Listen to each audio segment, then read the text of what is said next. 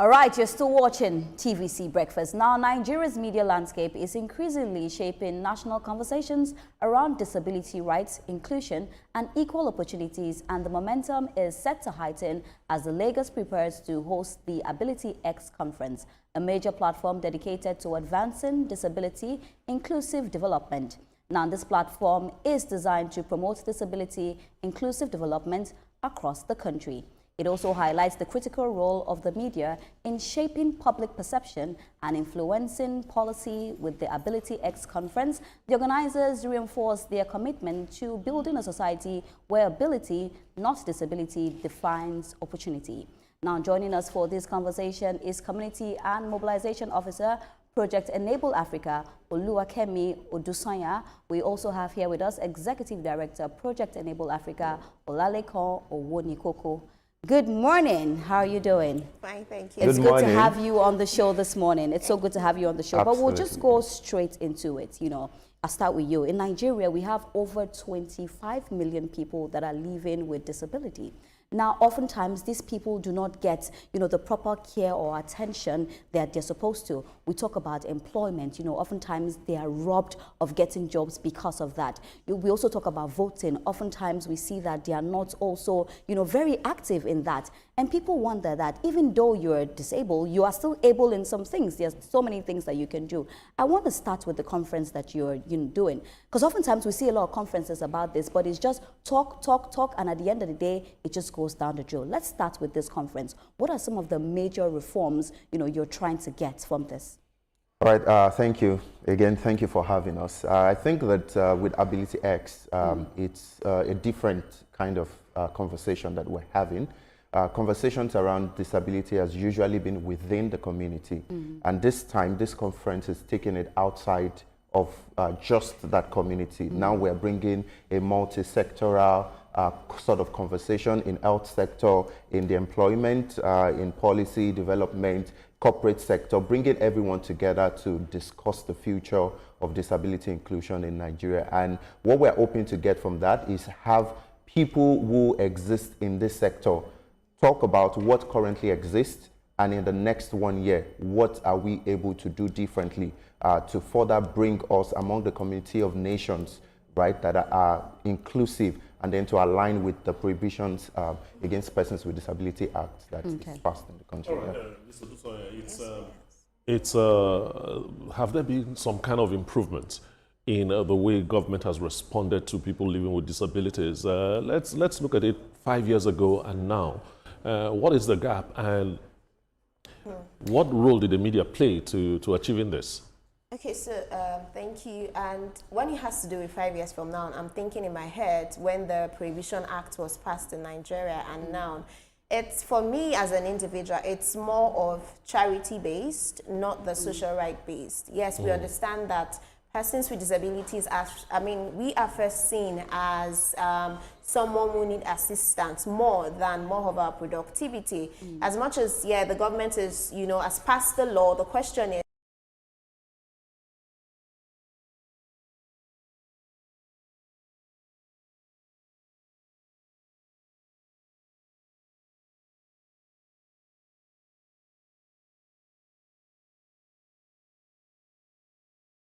till then, fingers crossed. Well, it has been, sorry, Ria, we know we have a lot of rhetorics when it comes to government. Don't worry, we are going to get this thing done, and so on and so forth. And then with that zeal, you go to try to push to get what you asked for, and you meet bottlenecks here and there.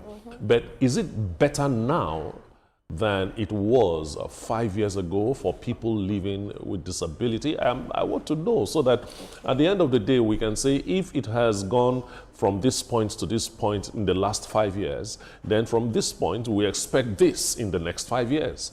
Okay, yes, it's very much better because, I said something about the Prohibition Act, there is a law. So within the disability community, there is this championing for, the law has been here, we have to do this. So it's definitely better, but, Oliver Twist will still want more. Of course, we always keep, asking for more. But I actually want to go really deep with this conversation, because oftentimes we always say the government. We are fast to say, oh, the government has not done this, they has not done that. But we as individuals, how do we even accept affects people that are living with disability. Let's talk about our private companies. You know, oftentimes we do not want to employ people because we feel like, okay, this person is not going to give us, you know, the maximum of what they can do. But we have people, I know people living with disability that can even do better than people that are fully, you know, able. So just putting the government aside for a bit, we'll still bring them back because they have a lot to do, but let's just put them aside for a bit and talk about we as individuals. Because at the end of the day, it starts from us. If we want a better government, we as individuals, how do we treat people living with disability? Yeah, I think that at the end of the day, inclusion is a journey. And I think that we've made some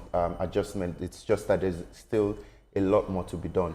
But I think that, and that's why advocacy is usually the first step, and that's where the media comes in, because people need to be sensitized to understand, disability or inclusion issues. We have like a society where we, have that charity-based model of seeing disability as people we need to help, right? But we need to keep on the advocacy to ensure that we see them as persons, right, living with disability, not disabled people. And then for the corporate organizations and some of the structures that we have, the Act already makes provision, at least at an initial stage, that 5% of employment be reserved for persons with disability. Do we see that? Well, I mean, there's still a lot of work to be done. That's where organizations like us come in to help, businesses and organizations to be able to employ persons with disability, because sometimes people are confused on how to relate, how to employ, what to do.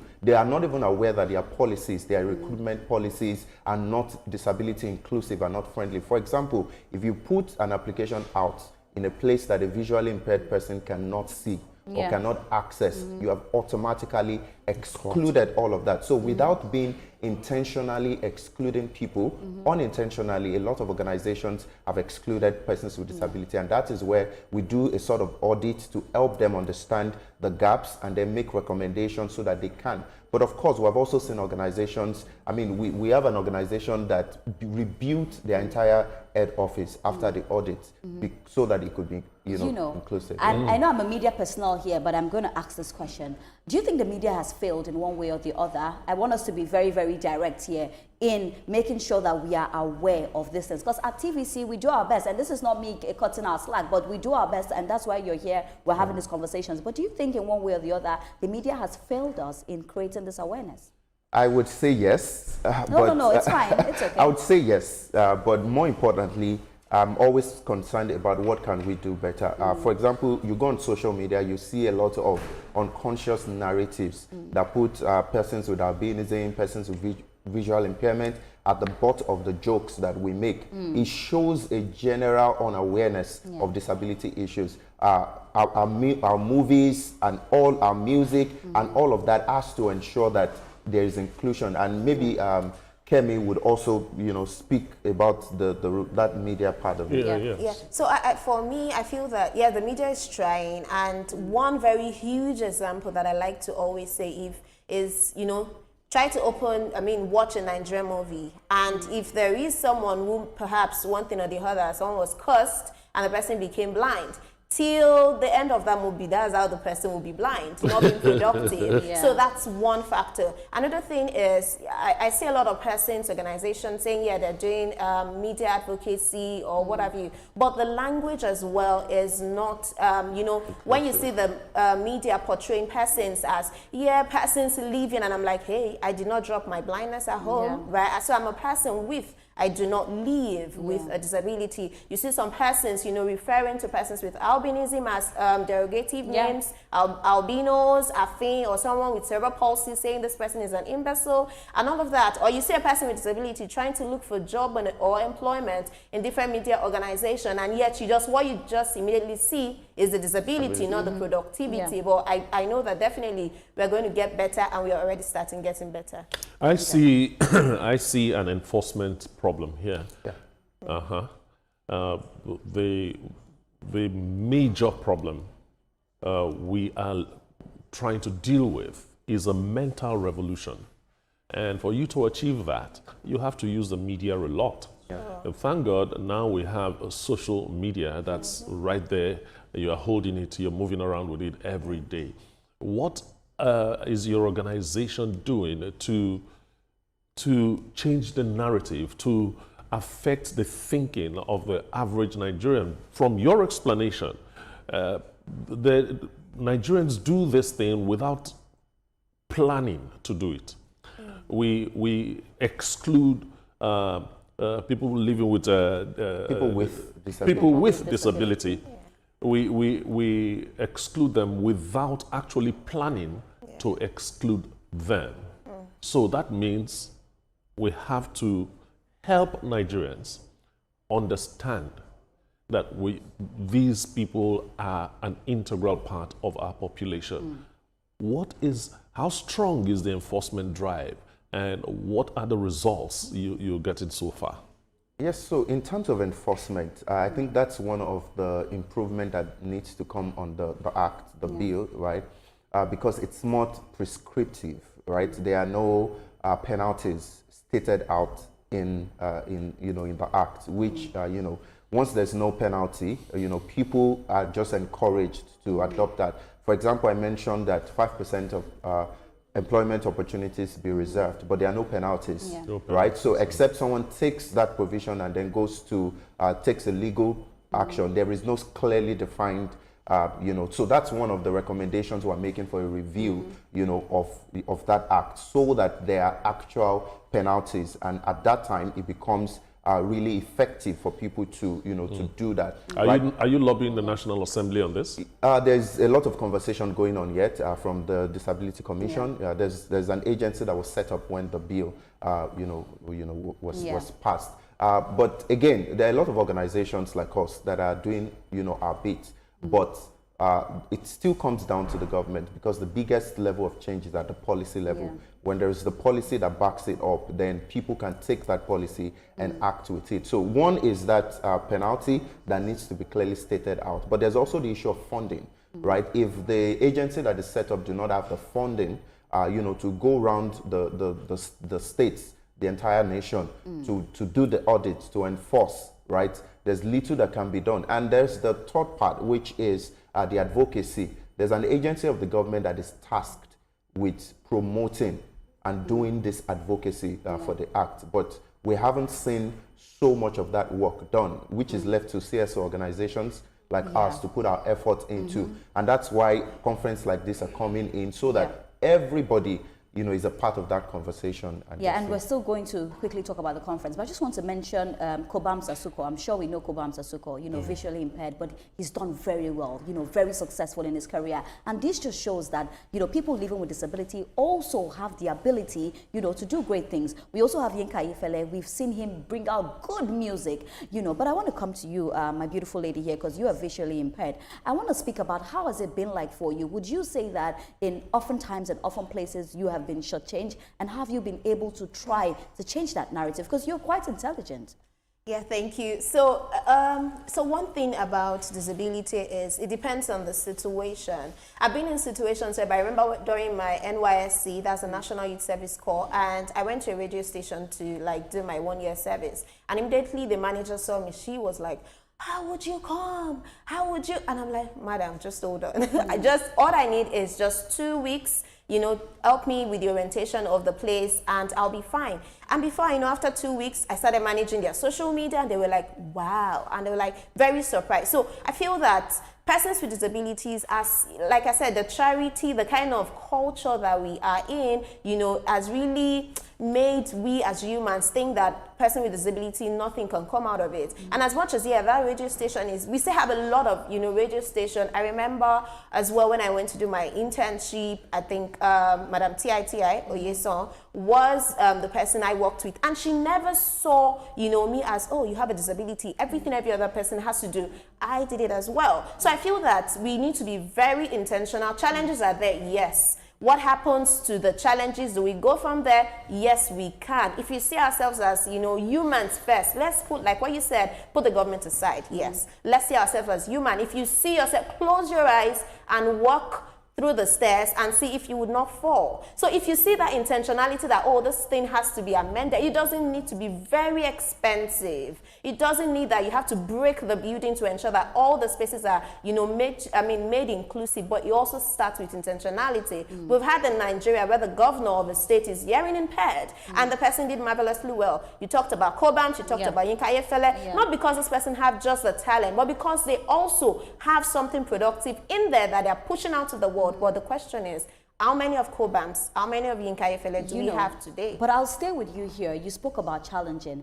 I want you, because we have people that are watching, and I want them to learn a whole lot from this. You know, what would you say for you has been the most challenging thing, you know, living with this, and how have you been able to overcome it? Okay. It may be difficult sharing, but just for people, you know, that are watching. So for challenges is, let's say, in terms of, let me stick to, let's say, work first. It's when it has to do with inclusivity, and you say, oh, you passed me a document, oh, can we work on this and all that, and I'm just looking at you. How do you expect me to work on it? I can't see it, right? So provide a soft copy that is accessible, that I can work on it, and it's definitely fine. So another challenge could be the mindset. When people just, when you see me at first, it is that blindness that keeps ringing. Oh, she cannot see. You understand? But when you see that, oh, you don't even address, at first, you are even lost. You don't even think about my visual impairment, but you're like, oh, Kemi, can you do this? Can you do that? And you forget that, oh, it's later, you know, oh, this person cannot see. So the challenge of the mindset, the attitudinal barriers, the communication barrier, you want to refer to me as, Olaleko and I were here today, and you begin to ask her, Olaleko, oh, can she actually sit there? And I'm like, I can't just see, I can hear. Talk to me. So those are the, you know, challenges that we face. And maybe in the media, when you also see that, oh, blind person, the only thing that, oh, when you put a food on the table because they cannot see, you begin to feed them. Which is not true, because you feed yourself. Which is not true. You feel that because I can't see, you feel that, oh, when there is ants, we should be able to put them out, you know. Of course, you know where to put the spoon. It's beautiful. I'm really in love with you, Kemi. You are, she's very, very intelligent. I can sit and listen to her speak, you know, all day. And I love the fact that it's just showing that, you know, you can be disabled, but you can be very, very productive in your field. Etoma. Technology has opened a vista for people with disability. Yes. How are we taking advantage of it? Yes, I mean, there are a lot of improvements in terms of assistive technology that is available, you know, for us to use in terms of visual impairment, even for hearing aids and all of that, which is a good thing. However, sometimes assistive technology comes at a cost. Yes, it does. So there is the part of having enough funds for some organizations, for some individuals to be able to afford some of those things. But there's also the issue of localizing assistive technology, because sometimes there are global products, right, that are not contextual to what is obtainable in the country, right? So there's also still need for a lot of encouragement. Sometimes we do some hackathon where we bring people together to create solutions for you know, assistive technology, but we need a lot more of that, so that people who, you know, it's said that there is no you know, we can't create solution without the people who will use that solution, right? So creating an opportunity where we can co-create solutions that are locally based, that are relevant to our context, to our community, to our society, right here. Very enough assistive technology. I'm talking about the kind of workplace situation for people with disability. Take, for example, 10 years ago, a television station like this, you have a lot of papers flying. But right now it's paperless because technology has made that possible. And I know that people with disability have very heightened senses in other areas of life. Is there a deliberate action to harness this and present it to employers? So at least we can have up to 50% of companies in Nigeria hitting that 5% mark of employment that we are talking about. Yeah, I mean, there's a drive from the National Commission for Persons with Disabilities, and organizations like us and others also, you know, do our bit to ensure that, you know, we help organizations to be able to to be disability confident. That's how we call it, Exactly. right? So I like that. the drive has to continue. You know, we still keep calling on organizations. You know, sometimes we have to almost beg organizations. Yes. Sometimes, you know that you can do this. We can support you. We can walk you. You know, we can walk with you through the journey, right? But it still needs some commitment from those organizations. And then perhaps we still need, you know, that sort of legal backing that is required in the act, right, to ensure that it's not just an intention. There's also a demand, you know, for it to happen. Let me add something too. So when it comes to technology or anything about persons with disability, like what you said, create with us, not for us. Do not think that, oh, a wheelchair user can just use ramp, because that's the mistake most people do, right? You feel that because you have a slopey down, a chair can just slip down. No, because there are some ramps that won't fit into that context. So when you talk of technology, to me, I think it's not something so difficult. When sometimes I mostly like, if you wait when I get government. Let's start with us, right? Technology, it's very simple. I use a phone, I use a laptop, anything anyone can use. But the difference is, how am I able to use it? I have the software in there and it doesn't cost me a dime, right? It's online, right, for me to use. When it comes to hearing impaired person, you do not need to spend or go through the banks. We have closed captioning that a hearing impaired can see. When you're able to speak and there is a closed captioning going through, the person can understand. When it comes to a wheelchair user, ask the person, okay, is this place too high for you to use? When it comes to someone with dwarfism, is this place too high? When it comes to someone with albinism, the lighting, is it very cool? So it's, to me, it's more of intention. If you are very intentional, if let's say you want to employ a person with disability and the person sailed through all the process, the next thing is to ask, what are your reasonable accommodation needs? What are your needs to make you productive in this space? And before you know, it's very easy from there. Exactly. But let's come to this Ability X conference now, because from all those conversations we're having, I cannot wait to attend it. Actually, if you ask me, I just want to be there to support. But let's talk about it. What date is it happening? And the most important thing I want to ask you is that what are some of the things that we are going to gain from this conference? We're hoping it's not like any of all those conferences that we hear and you just talk on that particular day, and after that day, it's over. Ability X is happening on the 2nd of December at Sheraton, Lagos, Ikeja, Lagos, from 9 a.m. And we're bringing, multi-stakeholder, people, panelists, resource persons to come together to have a conversation. For example, we're having a health panel where we're bringing organizations like IGEA. IGEA is important, because they relate, they are the intermediary between the health facility and services and the people, right? So they're coming, we have an organization that is speaking as a mental health, right? Because mental health is another huge part, of this conversation. And they also will be providing counseling services throughout the duration of the event. We're having a financial sector because there are a lot of unbanked persons with disabilities and vulnerable population in the countries, right? So we're bringing banks, Sterling Bank, Alternative Bank, EFINA, and coming together to have that conversation. We have the policy and handled by Budget. Budget will be hosting that, right? Let's talk about inclusive budgeting. How can the government, learn how to be inclusive in their budgeting? We're having an employment sector by Jobberman, who is partnering with us. Amazing. This, I'm sure we can go on and on, but let's keep their fingers crossed. Let's keep them anticipating. So you said on the 2nd of December. 2nd of December is Tuesday next week. Tuesday next week. So it doesn't look abstract. Yes, December is already here, actually. Tuesday next week, we get to be there 9 a.m. Let's, give them all the support that they need. Thank you so much. Kenny, thank you. I really enjoyed having a conversation with you. Absolutely. Thank you so much.